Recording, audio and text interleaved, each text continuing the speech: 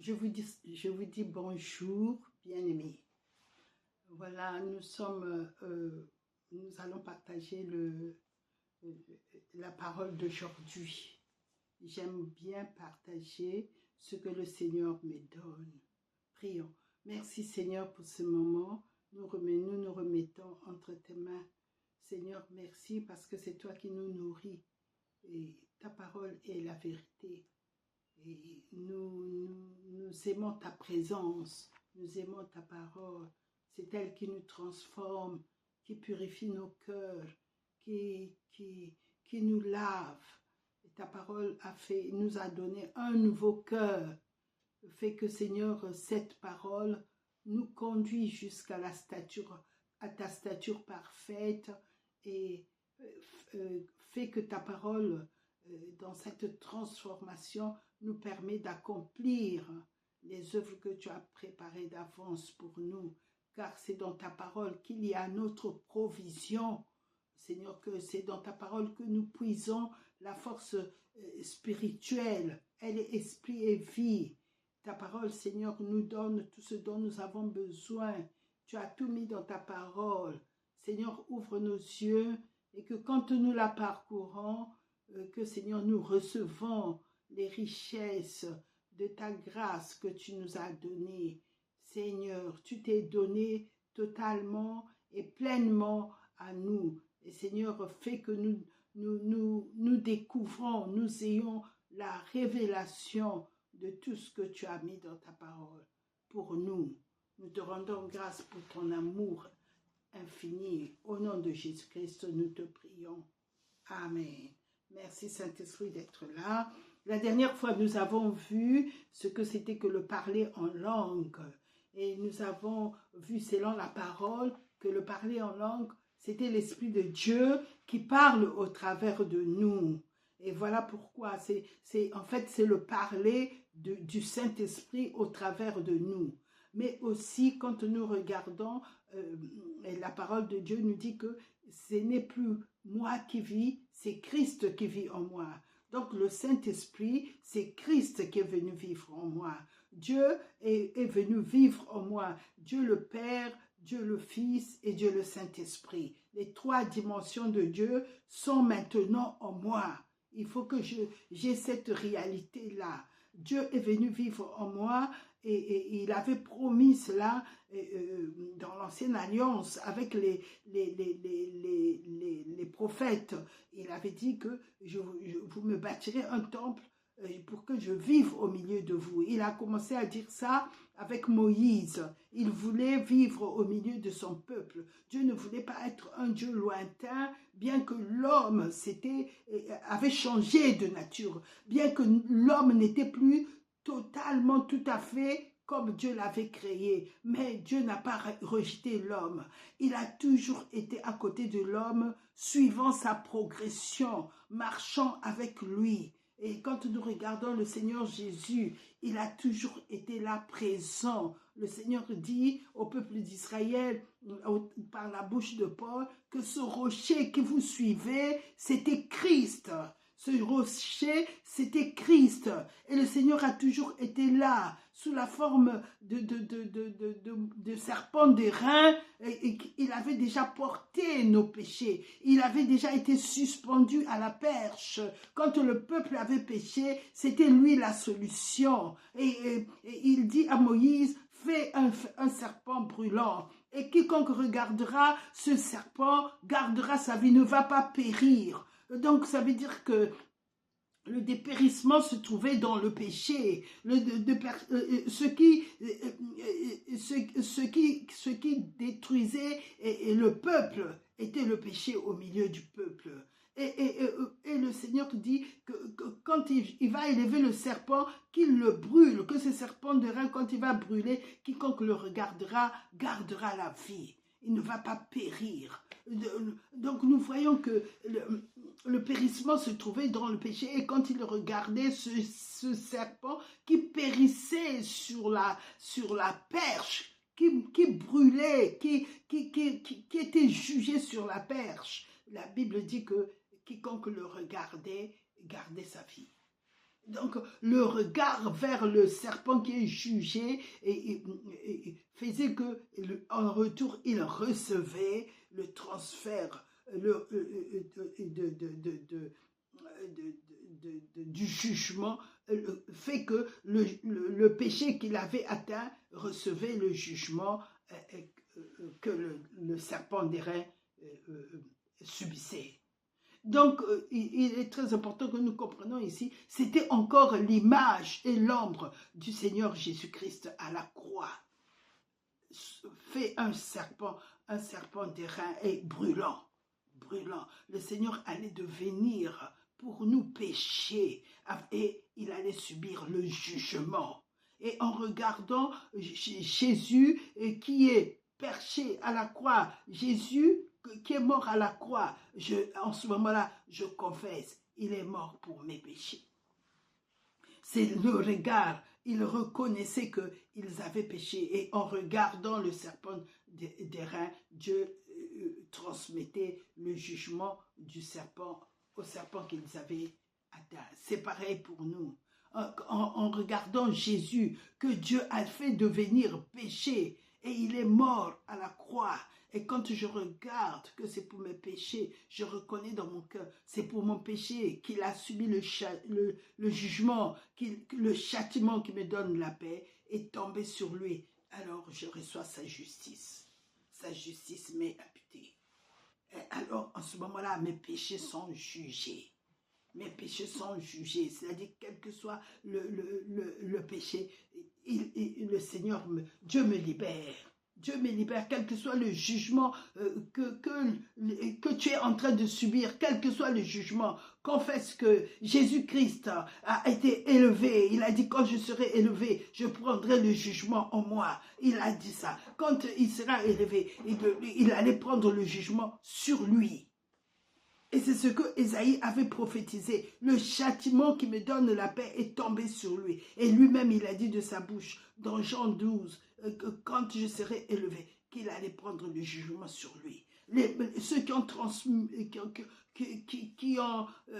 écrit, qui l'ont interprété, ils ont mis, quand je serai élevé, j'attirerai les hommes. Non, il parlait du jugement. Dans le texte original, il n'est pas écrit « j'attirerai les hommes ». Non,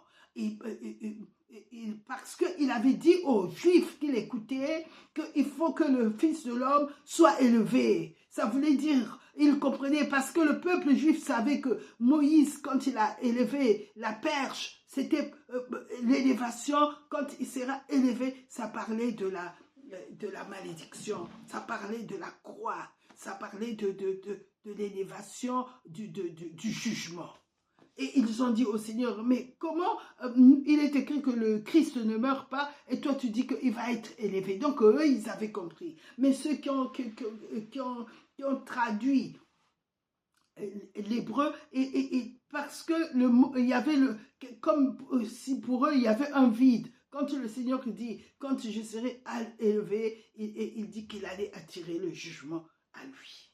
Il allait être notre paratonnerre, afin que nous ne soyons pas touchés, afin que nous ne subissons pas le châtiment, le jugement et le châtiment qui étaient destinés au péché. Jésus est devenu péché pour nous, afin que le jugement et le châtiment tombent sur lui. Et quand quiconque regardera, Jésus il dit à Nicodème, il faut que le Fils de l'homme soit élevé comme le serpent dans le désert. Et quiconque regardera conservera la vie. Afin que quiconque croit en lui ne périsse pas, mais qu'il ait la vie éternelle. Voilà. Et donc le Seigneur, il est vraiment merveilleux. Parce que nous, le Saint-Esprit est en train de nous expliquer toutes les choses, les images et en même temps la parole. La parole, nous avons la parole et nous avons l'image qui explique la parole. La parole, c'est le véritable. Jésus, quand il est venu, c'est lui le véritable. C'est lui le véritable et il est dit, nous sommes dans le véritable. En Jésus-Christ, son Fils. C'est lui le Dieu véritable et la vie éternelle. Et donc, quand nous recevons une parole comme ça, nous devons toujours regarder le véritable.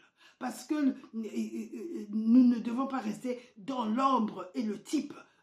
Le Seigneur est venu. Il est venu. Ça, c'était son ombre. Il est venu afin que nous soyons dans le véritable. Et nous sommes dans le véritable. Et donc, nous voyons ici que donc, quand je parle en langue, le parler en langue, c'est l'Esprit de Dieu qui parle par moi.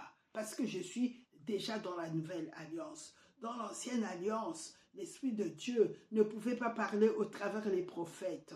Il pouvait que venir se poser sur eux et par la puissance du Saint-Esprit, il leur transmettait le message. Mais il ne pouvait pas entrer en eux parce que l'homme n'était pas encore racheté. L'homme était encore dans sa nature pécheresse et Dieu n'avait pas encore ôté le péché. Le péché était seulement couvert. Quand il s'approchait de Dieu, il ne pouvait pas être jugé par rapport aux autres hommes parce qu'ils avaient le sang des animaux qui couvraient le péché. La Bible dit dans le livre de Hébreux que ce sang, le sang des animaux, ne pouvait pas ôter le péché parce que c'était l'homme qui avait péché. Il fallait le sang de l'homme sur le propitiatoire, que ce soit le propitiatoire dans le ciel, que ce soit le propitiatoire sur la terre, il devait y avoir le véritable sang. Et même quand nous regardons, l'histoire nous raconte que Jésus, quand il est mort, quand il a été crucifié, et son côté a été percé, et en ce moment-là, le sang qui est sorti de son côté est descendu le long de la croix, et l'histoire raconte que son sang est allé jusqu'à l'endroit où a été caché le propitiatoire que Moïse avait fait. Sur la montagne du crâne, le sang est descendu, a coulé le long de son corps jusqu'à sur le propitiatoire. C'est l'histoire qui raconte ça, mais moi je crois en ça, que la parole de Dieu a été accomplie sur la terre comme dans les cieux. Parce que Dieu ne fait pas des choses par hasard. Et donc nous bénissons le Seigneur pour cet homme, Ron White, et qui a découvert ce lieu où était caché le propitiatoire. Dieu est bon. Alors, nous voyons ici, donc nous sommes encore dans le parler en langue. Et nous avons vu que quand l'Esprit de Dieu parle au travers de nous, il parle à Dieu. Et que l'homme qui parle ne peut pas comprendre ce que l'Esprit de Dieu est en train de dire. Parce que ça s'appelle une prière d'édification. Mais dans la prière d'édification, c'est-à-dire quand je parle en langue, le Saint-Esprit s'exprime de plusieurs manières. Deux fois, il est en train de prier pour les saints, pour des gens que je ne connais pas. Ou peut-être même des gens que je connais, ça peut être des gens de mon église, mais ça peut être le pasteur, ça peut être toute personne connue ou pas connue qui appartient au corps de Christ. Comme je suis le corps de Christ, comme je suis le temple de Dieu, c'est ce que nous avons vu la dernière fois, eh bien, l'Esprit vient parler dans le temple au travers de moi, et l'Esprit élève l'intercession pour mes bien-aimés. Ça peut être pour mes enfants, ça peut être pour le pasteur, ça peut être pour un ancien, mais ça peut être pour des gens que je ne connais pas, qui se trouvent à des kilomètres. Dieu, Jésus, qui est la tête du corps de l'Église, qui est la tête de la maison de Dieu, a le pouvoir de me sauver en faisant prier, en intercédant au travers de quelqu'un d'autre qui est disponible. Voilà pourquoi, quand le Saint-Esprit nous sollicite de prier, même si nous ne savons pas pourquoi l'Esprit de Dieu me dit de prier, je dois parler en langue. Parce que son fardeau est léger. Ce n'est pas un joug de prier en langue. Au contraire, c'est par l'obéissance. C'est par la foi que je parle en langue, même si je ne sais pas de quoi il s'agit. Et au moment où je commence à parler en langue, l'Esprit me saisit, il commence à utiliser ma voix et il met ses propres mots. Ça peut être des supplications, ça peut être des soupirs, mais ça peut être lui-même, il conduit la prière. Voilà pourquoi je peux dire que je fais des prières. Et Paul parle même des douleurs d'enfantement. Mais là, c'est à la dimension du Saint-Esprit. Je n'ai pas besoin de comprendre qu'est-ce qu'il est en train de dire, parce que ce sont des choses qu'il dit en esprit, c'est des mystères. La Bible dit, il dit des mystères. Et souvent, si je comprenais ce qu'il disait, je peux prendre peur parce que c'est à la dimension divine, c'est à la hauteur de Dieu que Dieu a choisi par lui-même de ne pas me révéler ce que le Saint-Esprit est en train de dire au travers de moi et ce que le Saint-Esprit dit à Dieu. C'est à Dieu qu'il dit des mystères. Nous lisons cela dans 1 Corinthiens 14 à partir du verset 1. La Bible dit que celui qui parle en langue, celui qui dit des mystères, celui par qui le Saint-Esprit parle, il parle à Dieu, pas aux hommes. Donc, quand cela arrive, que j'ai envie de parler en langue, parle vite sans hésiter. Parle vite. Il en dépend de quelqu'un. Ou bien ça peut être aussi, le Saint-Esprit intercède pour mes besoins. Le Saint-Esprit peut intercéder pour autre chose. Parce que Paul dit ici, quand nous le lisons dans 1 Corinthiens 14, il dit, à partir du verset 2, « En effet, celui qui parle en langue ne parle pas aux hommes, mais à Dieu, car personne ne le comprend. Et c'est en esprit qu'il dit des mystères. » Voilà. Et donc, quand nous arrivons là, mais il dit aussi dans Éphésiens 6, nous allons voir Éphésiens 6, il dit ceci, quand je prie en langue, il dit dans Éphésiens 6, à partir du verset 18, le Seigneur nous exhorte, le Saint-Esprit nous exhorte de faire en tout temps les prières par l'Esprit. Il dit, priez à partir du verset 18, faites en tout temps par l'Esprit toutes sortes de prières et de supplications. Ça peut être des prières d'intercession, ça peut être des prières d'action de grâce, parce que nous voyons que dans 1 Corinthiens 14, il dit que quand je rends des actions de grâce en langue, ce sont des excellentes actions de grâce, que mon intelligence ne peut pas exprimer. Mais par l'Esprit, je peux le faire. Maintenant, quand je suis seul, oui, je peux le faire, ou à la maison, ou dans un milieu où les gens sont déjà remplis du Saint-Esprit, mais pas à l'église, parce que s'il y a un incroyant qui vient et qu'il m'entend parler en langue, il ne peut pas répondre « Amen » à mes actions de grâce, même si elles sont meilleures, parce que cette personne n'a pas compris ce que j'ai dit. Mais dans le milieu où nous sommes le corps de Christ, nous pouvons.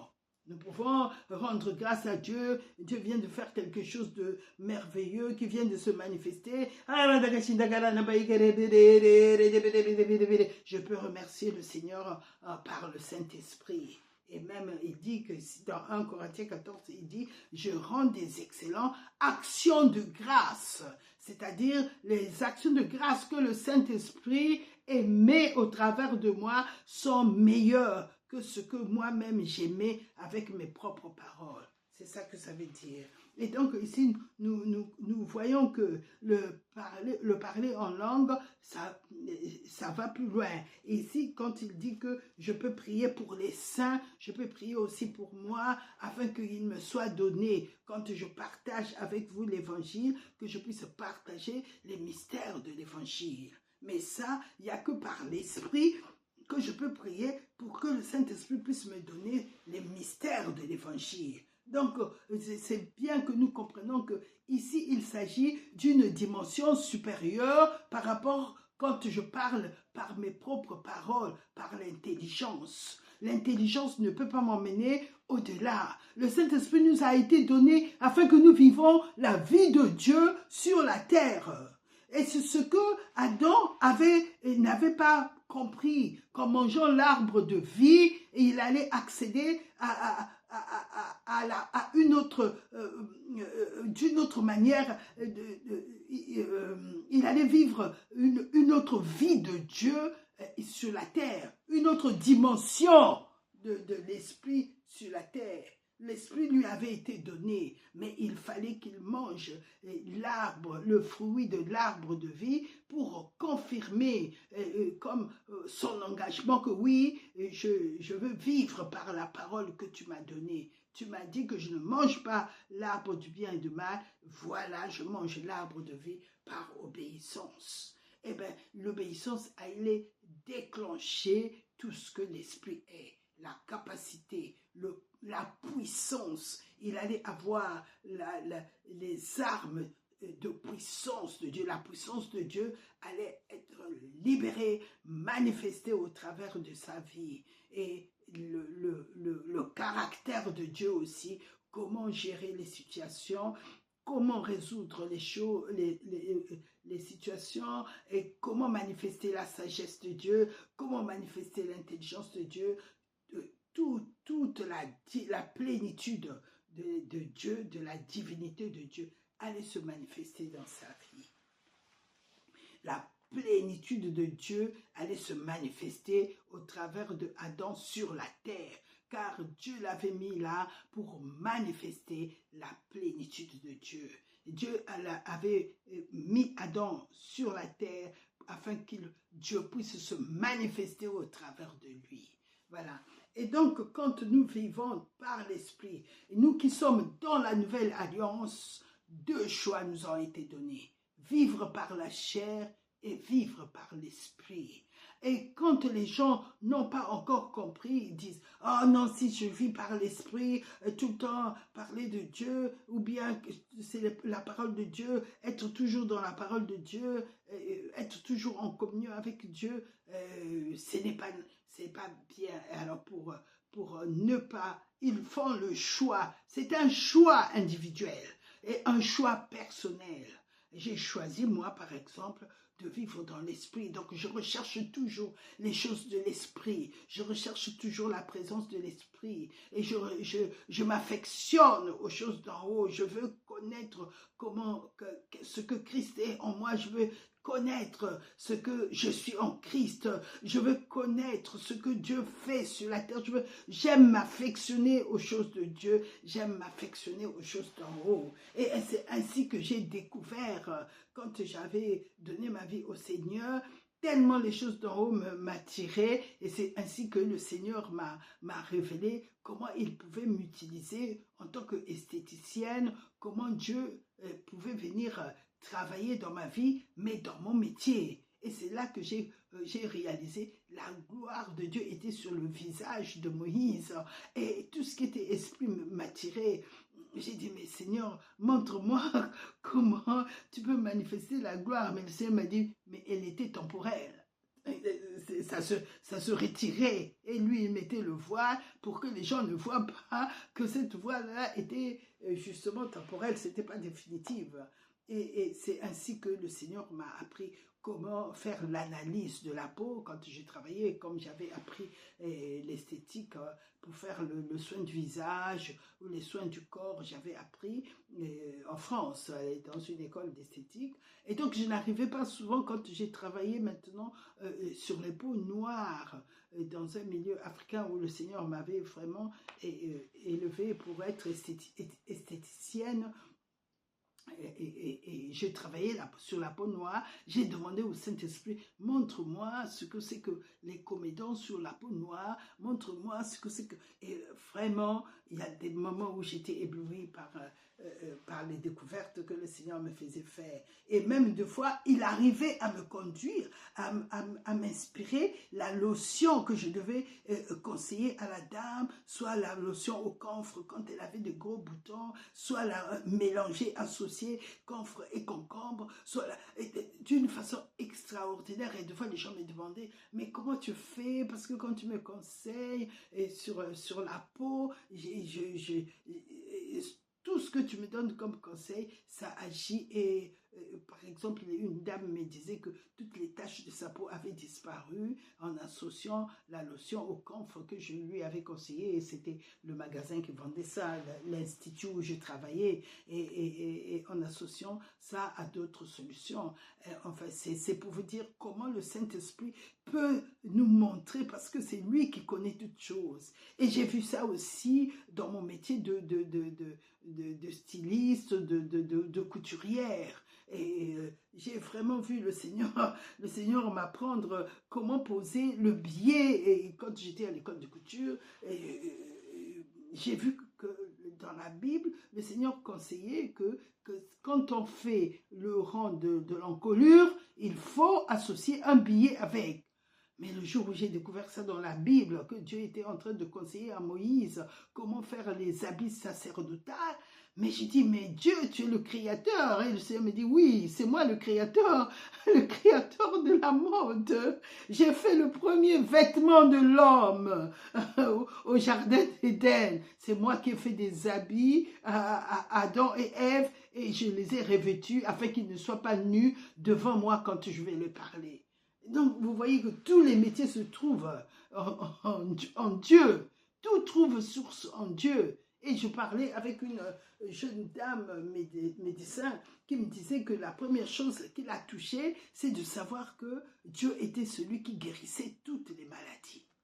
Alors que la science ne peut guérir que souvent les maladies qui concernent le corps et l'âme.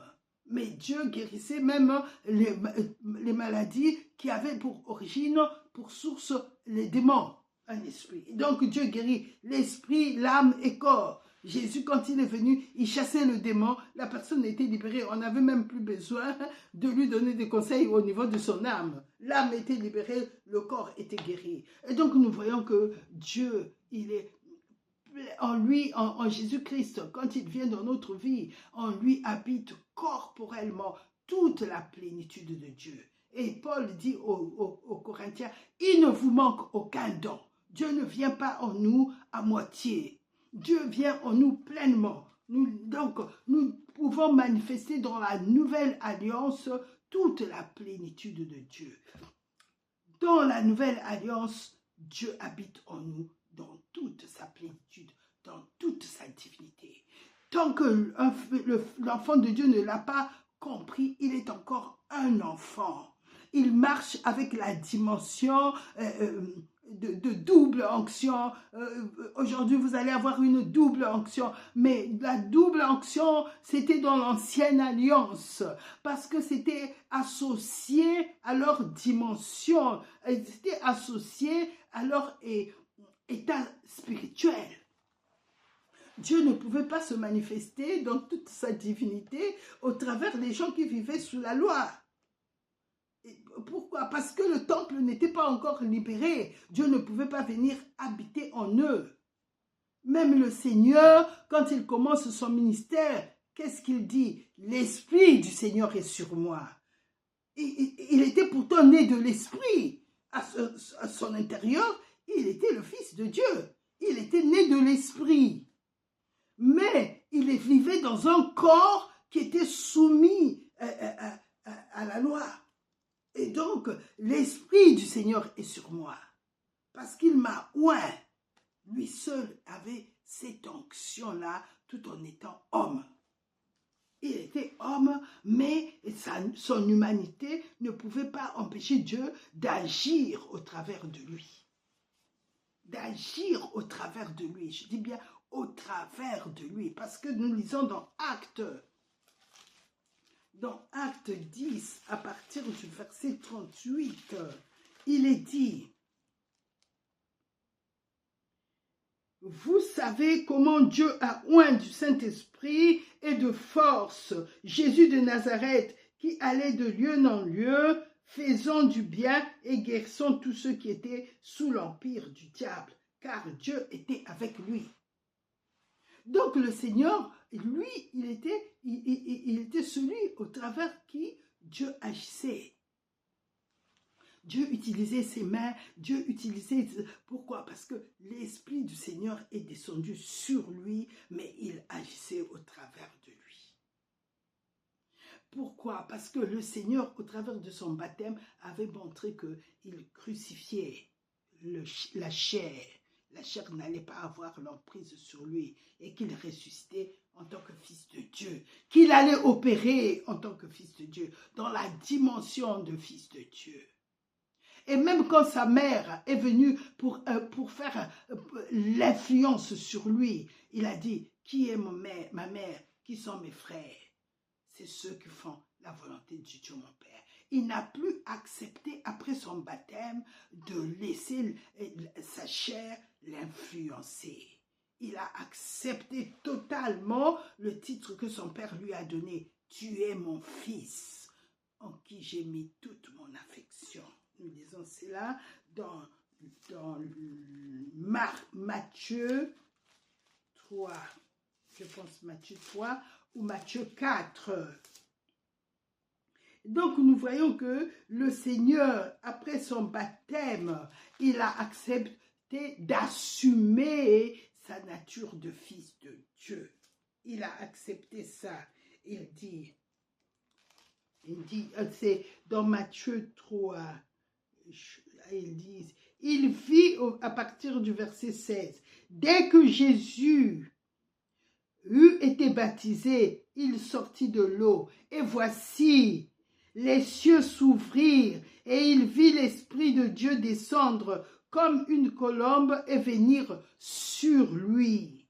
Et voici, une voix fit entendre des cieux ces paroles. Celui-ci est mon fils bien-aimé en qui j'ai mis toute mon affection. En qui j'ai mis toute mon affection. Dieu a voulu se manifester au travers de Jésus-Christ. Jésus-Christ a manifesté Dieu. Et il a dit, croyez au moins à cause des œuvres que mon Père fait. Parce que le Père agissait au travers de lui. Il a voulu nous montrer la nature de la dimension où Dieu nous a conduits dans la nouvelle alliance. Ce que Dieu peut faire au travers de nous. Si Dieu l'a fait au travers de Jésus, eh bien Dieu aujourd'hui, il le fait au travers de nous parce que nous sommes maintenant devenus le corps de Jésus-Christ. Ce qu'il a fait avec son corps sur la terre, maintenant il le fait au travers de nous qui sommes remplis du Saint-Esprit. Voilà.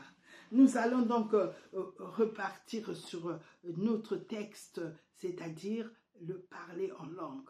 Nous avons vu que Dieu en nous parle en langue, c'est lui qui parle en langue, mais il y a aussi la prophétie. La prophétie, c'est toujours Dieu qui parle. Nous sommes donc dans 1 Corinthiens 14. La prophétie, c'est toujours Dieu qui parle, mais cette fois-ci, Dieu parle de son trône vers nous. Dieu parle de lui à nous. Nous avons vu que l'Esprit parlait de nous à Dieu. Ça, c'est la parole, la prière d'édification. C'est la parole aussi d'intercession. C'est la parole aussi, c'est la prière aussi des supplications. Ça part toujours de nous. Le Saint-Esprit le fait à partir du temple que nous sommes vers Dieu. Le temple est important parce que même au temps de Salomon, Salomon a prié que quand toutes les prières qui seront dites dans le temple exaucent. Et Dieu avait dit, mes yeux seront désormais ouverts en ces lieux. Il parlait du temple que Salomon avait construit, mais sachant que dans l'ancienne alliance, quand Dieu parlait, il parlait aussi de la nouvelle alliance. Que ses yeux allaient toujours être ouverts sur nous, qui sommes le temple de Dieu vivant. Alors, j'espère que je vais retrouver ce passage de 1 roi 7. 1 roi 7, c'est la réponse que Dieu avait donnée à Salomon, que ses yeux, à la fin, quand Salomon a élevé sa prière concernant le temple qu'il venait de faire. Il dit, même si un étranger vient de loin et qu'il vienne en ces lieux, dans ta maison de prière, exauce-le. Et si ton peuple va en guerre et qu'il prie en ces lieux, exauce-le. Salomon avait demandé, poussé par le Saint-Esprit, que toutes les prières qui s'élèvent du temple vers Dieu, que Dieu puisse les exaucer. Et Dieu lui avait répondu que mes yeux seront désormais ouverts en ces lieux et que Dieu, à partir du temple, il allait exaucer. Mais Dieu parlait aussi du temple que nous sommes, dont Jésus-Christ est la tête et l'Église est son corps. Nous sommes le temple de Dieu. Le temple de Dieu, et Dieu est venu habiter en nous. Amen. Nous sommes le véritable temple spirituel. Donc ici, nous voyons que quand Dieu avait fait cette promesse à Salomon, Dieu a tenu cette promesse. Dans la nouvelle alliance, nous sommes le temple qui a été construit, pas par les mains humaines, mais par Dieu lui-même. Et toute prière qui est élevée dans le temple, Dieu l'exauce, parce qu'elle est faite par le Saint-Esprit. Et le Saint-Esprit, il prie selon la volonté de Dieu. Toutes les prières du Saint-Esprit ne sont pas hors de la volonté de Dieu. Ils sont selon la volonté de Dieu. C'est écrit dans Romains 8 à partir du verset 26. La Bible dit que l'Esprit lui-même intercède en notre faveur selon Dieu. Nous allons le lire. Romains 8 à partir du verset 26. De même aussi, l'Esprit nous aide dans notre faiblesse, car nous ne savons pas ce qu'il convient de demander dans nos prières. Mais l'Esprit lui-même intercède par des soupirs inexprimables, et celui qui sonde les cœurs connaît la pensée de l'Esprit, parce que c'est selon Dieu qu'il intercède en faveur des saints. Voilà. Donc, c'est bien de prier par l'Esprit parce que je sais que ma prière sera exaucée. Et lui, il intercède selon la pensée de Dieu. Donc, ici, nous voyons que la prophétie, c'est Dieu qui parle depuis son trône à nous. Voilà pourquoi une prophétie peut être donnée en langue, une prophétie peut être donnée en esprit, de l'Esprit de Dieu, dans mon esprit, mais je la comprends, je la reçois dans mes paroles intelligibles, c'est-à-dire dans les paroles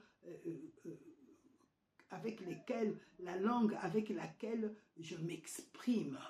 Mais quand Dieu me parle en langue, c'est-à-dire quand la prophétie est donnée et que je la reçois en langue, il faut qu'il y ait quelqu'un qui l'interprète. Même si la prophétie me concerne, au moment où je parle en langue, Dieu me répond. Et en ce moment-là, cette réponse-là, je la reçois en langue, je dois demander à Dieu, donne-moi l'interprétation de ce que je viens de recevoir. Une prophétie se reçoit. C'est moi qui reçois. C'est Dieu qui parle et c'est moi qui reçois. Mais une prière, c'est moi qui prie et c'est Dieu qui reçoit. L'Esprit prie au travers de moi et Dieu reçoit la prière. Je peux prier par mes paroles aussi intelligibles, mais c'est Dieu qui reçoit.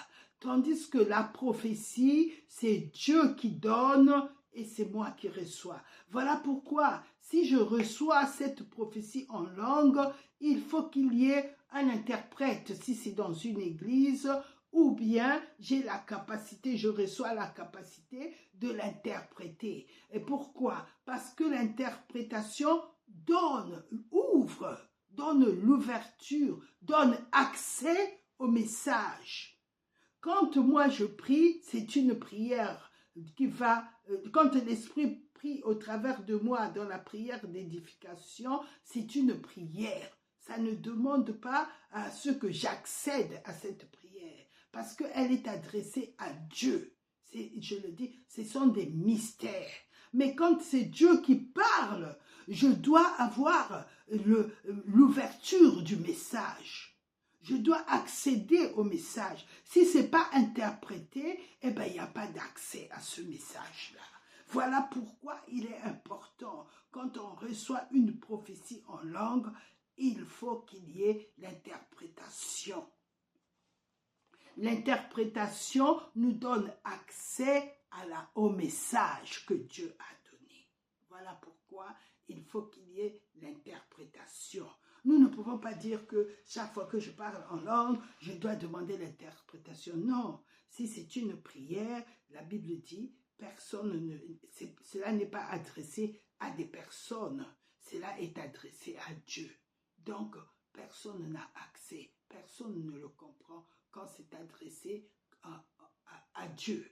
Mais quand c'est Dieu qui nous donne, se parler en langue devient une prophétie. Alors, il faut qu'il y ait d'interprètes pour que nous ayons accès au message que Dieu nous a donné. Voilà. Et ici, comment je peux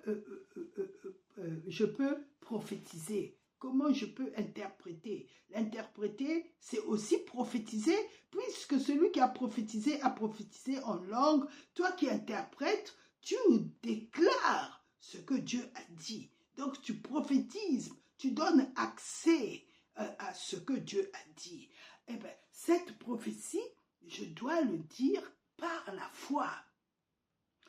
Le juste dans la nouvelle alliance vit au stade de la foi. La foi nous a été communiquée, Dieu nous a donné le don de foi pour pouvoir vivre la relation avec lui. Donc, quand je prophétise selon l'analogie de la foi. Ici, dans Romains 12, quand nous lisons dans Romains 12, il est dit ceci. À partir du verset, selon l'analogie, à partir du verset 3, la mesure de foi, à partir du verset 4, bien aimé, je vais le lire pour que je puisse me retrouver. Ici, il est dit, car comme nous avons plusieurs membres dans un seul corps et que tous les membres n'ont pas la même fonction, ainsi nous qui sommes plusieurs membres, nous formons un seul corps en Christ. Et nous sommes tous membres les uns les autres. Puisque nous avons des dons différents selon la grâce qui nous a été accordée, que celui qui a le don de prophétie l'exerce en fonction de la foi. Voilà.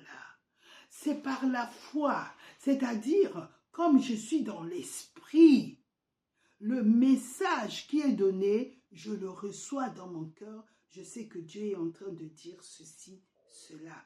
Quand on a reçu le don de prophétie, le Saint-Esprit te donnera le message. Mais par la foi, je dois l'annoncer, je dois le libérer. C'est par la foi. Et deux fois, il peut y avoir 2 ou 3 interprètes avec un seul message. On peut dire, mais comment Dieu peut dire 2 ou 3? Et oui, selon l'analogie de la foi, selon celui qui a reçu, l'interprète a reçu ça, mais l'autre peut recevoir un autre message, mais tout ça pour un seul message qui a été donné. Vous savez, la dimension spirituelle est vaste, tout comme un seul être dans le ciel peut représenter 4 facettes, ou d'autres n'ont qu'une facette. Ainsi, même quand nous recevons le message de Dieu, Dieu peut parler à plusieurs personnes par une seule parole en langue. Oui, bien aimé. Mais des fois, il peut arriver même une seule parole en esprit quand Dieu dit, Dieu peut parler à plusieurs personnes quand il dit, par exemple, ne crains point, ou bien je t'aime d'un amour éternel. Mais ça peut être quelqu'un qui vivait une situation dans son foyer qui n'était pas aimé, mais ça peut être un enfant ou quelqu'un qui a été rejeté, le Seigneur, par un seul mot, il peut résoudre tous les problèmes. Donc, c'est par la foi, moi je sens dans mon cœur que Dieu est en train de nous dire ceci au travers la prophétie qui vient d'être donnée en langue. Eh bien, il faut que je me lève et par la foi, je donne l'interprétation. Que moi j'ai reçu ceci, moi j'ai reçu cela. Et s'il y a quelqu'un d'autre qui a reçu, qui ne se dise pas, ah ben, je me suis trompé. Non, lève-toi et libère la parole que le Saint-Esprit t'a donnée. Il n'y a pas d'hésitation. C'est par la foi. Ah, moi j'ai donné ça. C'est que le Seigneur voulait parler à quelqu'un d'autre. Libère la parole. Et s'il y en a 2 ou 3, eh bien, qui le libère la parole? C'est ce que la Bible, ici, c'est ce que Paul avait reçu de Dieu et qu'il nous a transmis. Parce que Paul aussi, il parlait par la foi. Il y a des choses qu'il ne pouvait pas dire qui lui ont été dites dans le 3e ciel. Parce qu'il dit qu'il n'y avait pas des mots humains pour pouvoir transmettre cela. Mais quand nous sommes ici sur la terre, par la foi, je libère la prophétie que j'ai reçue. Je ne la garde pas. Et souvent, quand on garde la prophétie, elle brûle dans notre cœur comme un feu. Parce que tout ce qui vient de Dieu, c'est du feu, c'est de la lumière. Donc, nous devons toujours libérer la prophétie par la foi. Le Seigneur, il agissait de la même manière, bien que lui, il avait une dimension importante, puisqu'il dit que tout ce qu'il a dit, Dieu son Père lui avait prescrit cela. Je ne fais rien de moi-même. Tout ce que je fais, je vois mon Père faire, et moi je le fais également. Donc, il peut y arriver que Dieu puisse nous donner encore des visions, ou puisse nous donner un aperçu dans notre pensée, ou il puisse nous donner encore des songes, et alors nous les libérons sous forme des paroles. Mais quand ça vient de Dieu, parce qu'il y a des songes qui ne viennent pas de Dieu. Pourquoi des songes et des visions? Très souvent, les prophètes de l'ancienne alliance, c'est comme ça que Dieu leur parlait, par des songes et des visions. Dieu dit dans Nombre 12, quand Myriam et Aaron ont contesté Moïse, Dieu dit que quand je parlerai aux prophètes au milieu de vous, je leur parlerai par des visions et par des songes. Mais Moïse, je lui parle bouche à bouche. Or, nous sommes dans la nouvelle alliance. L'homme a déjà été sanctifié, racheté, purifié, et l'homme a reçu la justice de Dieu. Comment? Par la foi, en croyant en Jésus-Christ. Dieu lui a compté cela, Dieu lui a donné cela comme don, le don de la justice. Dieu lui a imputé cela. Pourquoi? Parce que Jésus qui s'est fait homme, un homme a accepté d'ôter par son sang le péché de tous les hommes.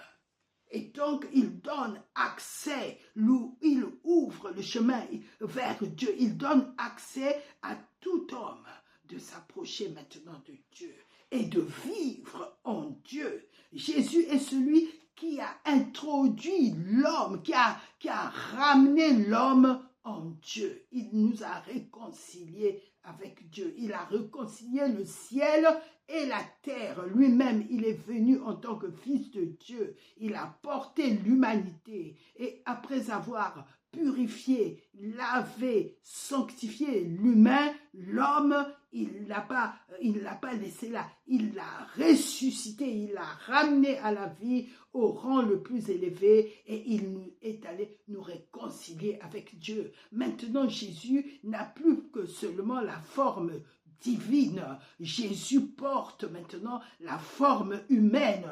En Jésus-Christ, Dieu le Père s'est réconcilié avec les hommes, avec le ciel s'est réconcilié avec la terre. Nous formons par Jésus-Christ un seul temple, le temple de Dieu vivant. Par Jésus-Christ, il nous a fait rentrer dans le temple qui est Dieu lui-même. Dieu au milieu des hommes, Dieu en l'homme. la venue du Saint-Esprit dans l'homme a marqué le temps où Dieu est venu s'introduire de nouveau en l'homme. Ça veut dire que Jésus nous a d'abord amenés vers le ciel, vers le Père, notre Père. Il dit, je monte vers mon Père, votre Père. Je monte vers mon Dieu, votre Dieu. Par Jésus-Christ, nous sommes devenus des fils de Dieu. On était uniquement des fils des hommes. Et Jésus-Christ est venu enlever la honte, la déchéance. Et il nous a introduits maintenant dans la dimension divine. Christ en nous, l'espérance de la gloire. Car en lui, en Jésus-Christ en nous, habite corporellement, pleinement, toute la divinité de Dieu. Il nous a introduits dans la divinité de Dieu. Nous ne sommes plus seulement des hommes, nous sommes des hommes divins. Nous ne sommes plus le pécheur. Le pécheur a été détruit à la croix. Christ a détruit la chair, a détruit le péché. Dieu a jugé le péché, a brisé le péché. Il nous a ôté la nature pécheresse du diable. Il l'a ôté. Il a enlevé. C'est ça la circoncision. C'est enlever ce qui n'est pas bon. Et il nous a introduits dans la circoncision, dans la divinité de Dieu. Il nous a fait rentrer. En venant habiter en nous, nous avons maintenant son identité. En venant habiter en nous, c'est la divinité de Dieu qui prime sur notre nature humaine. Il a racheté notre nature humaine en ôtant ce qui était impur. Il a enseveli Jésus. Et quand il a ressuscité Jésus, il n'y avait plus du péché. La nature du péché est restée engloutie. Il a ressuscité en lui donnant un corps incorruptible. Il a changé le corps de l'homme qui était péché en un corps incorruptible. Et nous allons recevoir ce corps. Il nous a déjà rachetés. Et souvenons-nous dans 1 Corinthiens 6, il est dit, votre corps est le temple du Saint-Esprit, vous avez été rachetés à un grand prix. Mais comme nous sommes encore sur la terre, il prend le soin, lui qui est esprit qui vit en nous, de parfaire notre corps. Et souvenons-nous, il est écrit dans Romains, l'esprit est vie à cause de la justice. Et si l'esprit de celui qui a racheté, ressuscité Jésus des morts habite en nous, celui qui a ressuscité Jésus des morts rendra aussi la vie à votre corps mortel. Ce que le but de Dieu était que nous recevons la vie de Dieu, la vie impérissable de Dieu. Car la vie de Dieu est impérissable, ne faillit jamais. Cette vie-là, ça s'appelle la vie éternelle. Il avait mis cette vie-là en son Fils Jésus-Christ, afin que quiconque reçoit Jésus-Christ, celui qui reçoit son Fils, reçoit la vie de Dieu. Il ne vit plus seulement dans la vie biologique, dans la vie naturelle. Il ne dépend plus de la respiration et de son corps, mais la vie de Dieu par Jésus-Christ vient en nous. Et cette vie surnaturelle, cette vie spirituelle, la Bible dit que nous vivifie, donne la vie à notre corps mortel. Donne la vie, et cette vie est plus grande que la maladie, est plus grande. Nous pouvons résister maintenant à cause de la vie de Dieu qui est en nous. Nous ne sommes plus seulement des humains, nous sommes des hommes possédant la vie de Dieu en nous. La vie de Dieu est en nous, dans notre esprit, pleinement Dieu. Pleinement, car en lui habite corporellement toute la plénitude de Dieu. Bien-aimé, il faut que tu saches que Dieu habite en toi pleinement, pas à moitié. Tu n'as pas une double onction, tu as la plénitude de Dieu que tu ne peux pas mesurer, infiniment grand, infiniment puissant, infiniment Dieu. Dans ton esprit, tu es totalement Dieu, car il est écrit, celui qui s'attache au Seigneur est avec lui un seul esprit. Voilà ce que Jésus-Christ est venu faire de nous. Il nous a purifiés, lavés, sanctifiés. Et par sa mort à la croix, il a détruit la nature du péché. Et par sa résurrection, Dieu nous a donné a fait de nous une nouvelle création. Une nouvelle création avec la divinité de Dieu. Sache que quand tu es en Jésus-Christ, tu as la divinité de Dieu, tu as la puissance de Dieu en toi, le dynamisme de Dieu, le feu de Dieu qui brûle en toi, dans ton esprit. Ça brûle constamment en mouvement de l'esprit. Le mouvement de l'esprit est en toi. Et quand tu découvriras cela, voilà pourquoi Paul nous exhortait et aspirait aux choses d'en haut. Ne reste pas aux choses de la terre. Parce que ton identité que tu as reçue, tu n'as pas seulement reçu un nom, une nomination que tu es fils de Dieu. Dieu est venu habiter en toi. Pleinement Dieu, corporellement. En toi, il y a un feu dans ton esprit. Tu es inébranlable dans ton esprit. Et tu es invincible dans ton esprit. Et quand tu le sais, et quand ça arrive au niveau de ton âme, tu te lèves avec bravoure parce que tu connais ton identité. C'est pas parce que tu sais, mais parce que tu vis ton identité. Tu deviens violent. Tu deviens violent. Nous allons revenir là-dessus. Nous allons parler de ce que le Seigneur disait. Quand Jésus parlait de nous, dans Matthieu 11, il parlait de Jean-Baptiste. Il dit, Jean-Baptiste était l'homme le plus grand qui n'a jamais existé en tant qu'homme. Parmi tous ceux qui sont nés des femmes, Jean-Baptiste est le plus grand. Mais il ajoute, mais ceux qui sont dans le royaume de Dieu, le plus petit dans le royaume de Dieu est plus grand que Jean. Il parlait de la nouvelle création quand Jésus-Christ allait être ressuscité. Le plus petit dans le royaume. Et toi, maintenant, tu es rentré dans le royaume de Dieu. Le Jésus-Christ ressuscité sur le royaume de Dieu. Dieu l'a établi la tête du royaume. Et toi, tu es le corps de Jésus-Christ.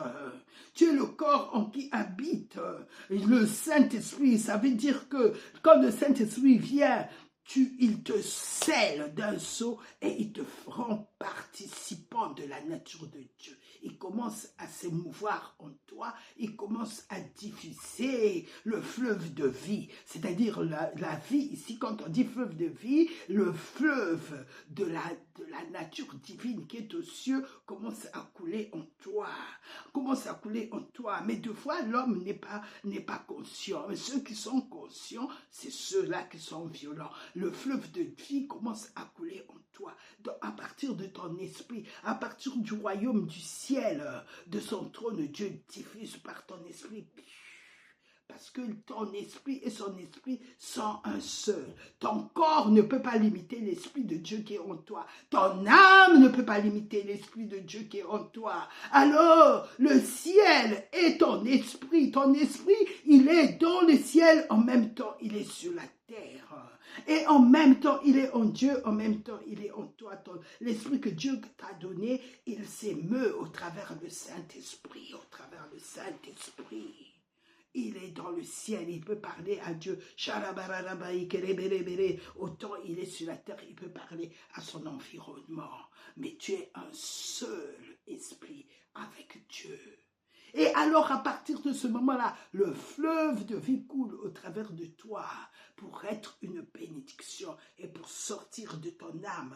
Il inonde ton âme, il guérit ton âme de toutes les blessures, de tout ce que des chocs, et ça s'appelle la transformation de mon intelligence. Je suis transformé par le Saint-Esprit. Il me transforme, il me mène, il amène la guérison de l'âme. Il amène le fleuve de vie. Et après l'âme, il passe dans le corps, dans chaque cellule. Ça s'appelle la guérison divine. À cause de ce que tu es devenu juste. Il dit dans Romains 8, à partir du verset 10, l'esprit est vie à cause de la justice, parce que tu es devenu justice de Dieu en Christ. À cause de la justice, l'Esprit de Dieu peut s'émouvoir au travers de toi, et quand il est en toi, tu es plus grand que celui qui est dans le monde. Et quand il est en toi, c'est ce que Jésus voulait dire. Mon incarnation en vous fera que celui qui est dans le royaume, celui qui est fait partie, qui est membre de mon corps, est plus grand que Jean qui n'était que humain. C'est ça la différence entre l'homme naturel et l'homme spirituel. L'homme spirituel, même s'il ne sait pas, son esprit s'émeut dans les cieux. Voilà pourquoi deux fois, on peut faire des songes, on peut faire des visions. Mais Dieu dit, ne vous limitez pas aux visions et aux songes, parce que ça, c'était dans l'ancienne alliance. Maintenant, je peux vous parler bouche à bouche. Cela n'était donné qu'à Moïse, mais nous qui sommes en Jésus-Christ, Jésus-Christ nous parle, parce que nous sommes son corps, un même corps avec lui. Quand nous lisons dans Éphésiens 1, il dit, Dieu l'a ressuscité, lisons-le, bien-aimé, il faut que tu saches qui tu es sur la terre, afin que tu sois violent avec l'ennemi, pour lui dire, non, tu ne passeras pas, moi je suis fils de Dieu. Dieu habite en moi, et avec Dieu, je suis un seul esprit. Alors c'est moi l'héritier sur la terre. C'est moi le fils de Dieu. Je peux dire, j'appelle Dieu Père. Il est mon Père. Abba, Père. Je suis né de lui, engendré de lui. En Jésus-Christ, je suis fils. Je suis fils. Alors, nous voyons ici dans Romains, dans Éphésiens, le Seigneur nous montre qui il nous a fait devenir à partir de Éphésiens 19. Et quelle est envers moi qui crois l'infinie grandeur de sa puissance, l'infinie grandeur du Saint-Esprit, de la puissance du Saint-Esprit, l'infinie grandeur de la dimension de Dieu en moi. L'infinie grandeur de sa puissance se manifestant avec efficacité. Comment? Par ma force? Non, par la vertu de sa force, par la puissance du Saint-Esprit, par Dieu lui-même. Il y a une infinie grandeur de la puissance de Dieu qui se manifeste dans ma vie. Et quelle est envers moi qui croit? Éphésiens 1 à partir de verset 19. Et quelle est envers moi qui croit l'infinie grandeur de sa puissance se manifestant avec efficacité par la vertu de sa force. Il l'a déployé en Christ en le ressuscitant des morts et en le faisant asseoir à sa droite dans les lieux célestes, au-dessus de toute domination, de toute autorité, de toute puissance, de toute dignité et de tout nom qui peut être nommé non seulement dans le siècle présent, mais encore dans le siècle à venir. Il a tout mis sous ses pieds et il l'a donné pour chef suprême à l'Église qui est son corps, la plénitude de celui qui remplit tout en tous. Dans le corps de Christ, il nous remplit, même si on n'est que l'orteil, on est rempli. L'oreille, on est rempli. Tout le corps de Christ est rempli du Saint-Esprit, de cette puissance-là. De cette puissance-là. C'est cette puissance que Dieu avait déployée pour ressusciter Jésus. Et ici, cette position de Jésus que nous venons de lire, c'est toi et moi. Voilà comment Dieu nous a placés, comment il nous voit. C'est parce que beaucoup de gens ne savent pas. L'Église, il y a beaucoup de gens qui sont dans l'Église qui n'ont pas su. Pourquoi? Parce qu'ils ne se perfectionnent pas aux choses d'en haut. L'ennemi fait tout pour que les gens passent leur temps à parler des choses qui ne leur concernent même pas. ignorant leur nature. Voilà. Mais quand nous commençons, comme Paul a dit, exhortez-vous par des psaumes, parce que Dieu veut nous amener à notre véritable dimension, ici sur la terre. Dieu ne veut pas que nous soyons des enfants avec une richesse spirituelle, une puissance énorme. Il veut que nous soyons des fils. C'est le fils qui gère. Tant que c'est un enfant, il est géré par autre chose. Mais quand tu deviens fils, tu dis je suis héritier. Héritier de Dieu et co-héritier de Christ. Parce que je suis fils. Alors tu peux résister. Ta résistance ne sera pas la même. Pourquoi? Parce que ta résistance, tu résistes en tant que l'héritier. Tu connais ta position, tu connais ta grandeur. La grandeur de Dieu est devenue ta grandeur. La puissance de Dieu est devenue ta puissance. L'autorité de Jésus, ce n'est plus des mots, mais c'est du vécu. Quand le royaume était avec le Seigneur, c'est l'ennemi qui fuyait. Quand il tendait la main, la lèpre fuyait. Quand il regardait, le démon fuyait. Mais qui es-tu? Mais tu es le Fils de Dieu, tu es venu pour nous tourmenter. Sors!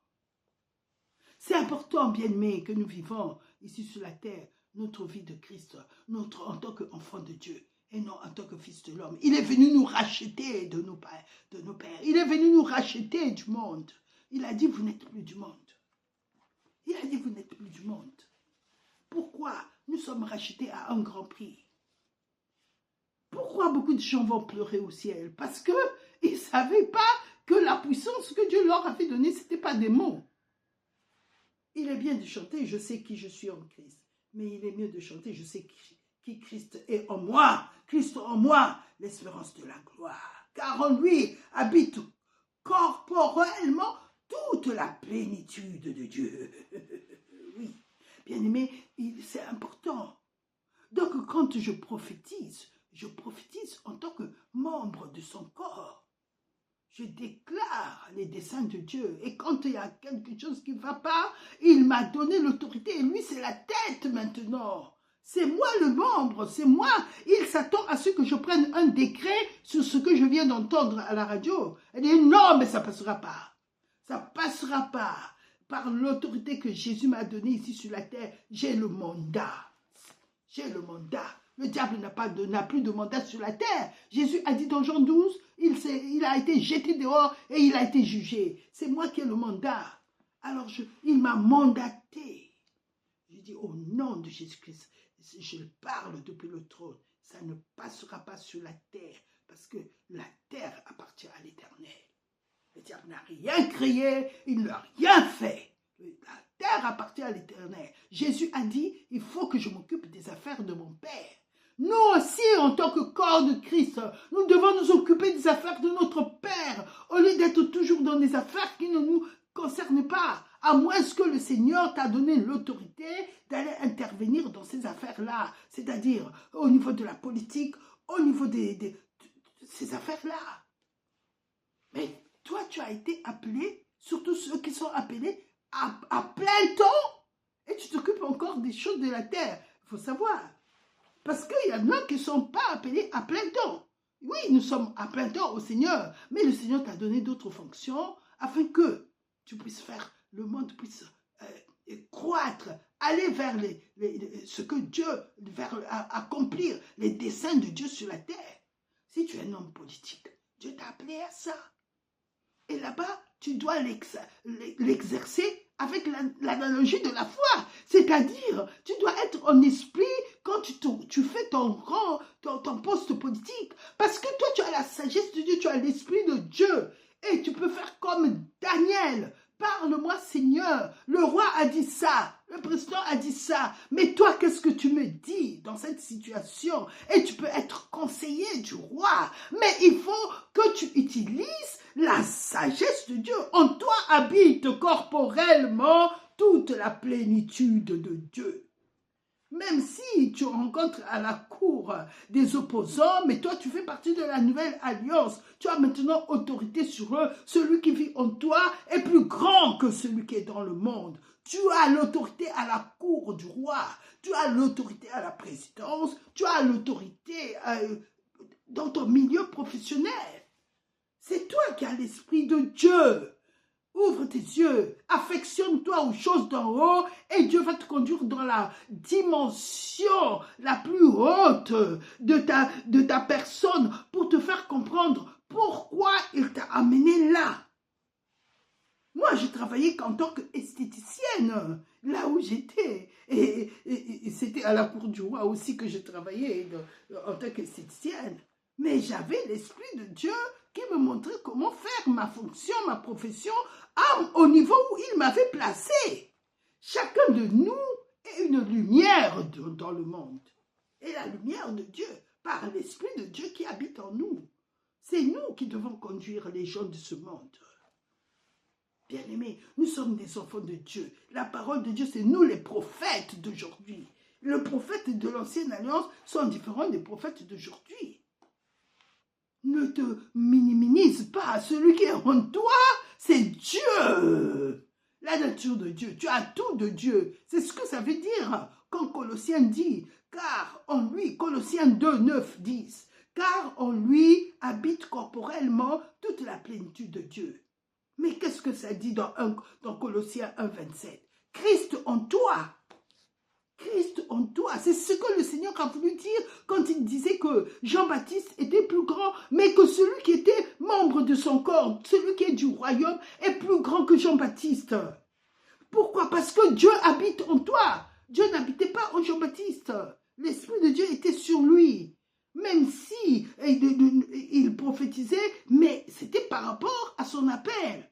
Mais en toi habite corporellement toute la plénitude de Dieu. Laisse-moi te répéter ça encore. En toi habite divinement Dieu dans toute sa plénitude. Alors, que tes yeux s'ouvrent. Saint-Esprit, je prie pour la personne qui est en train d'entendre maintenant. Ouvre-lui ses yeux.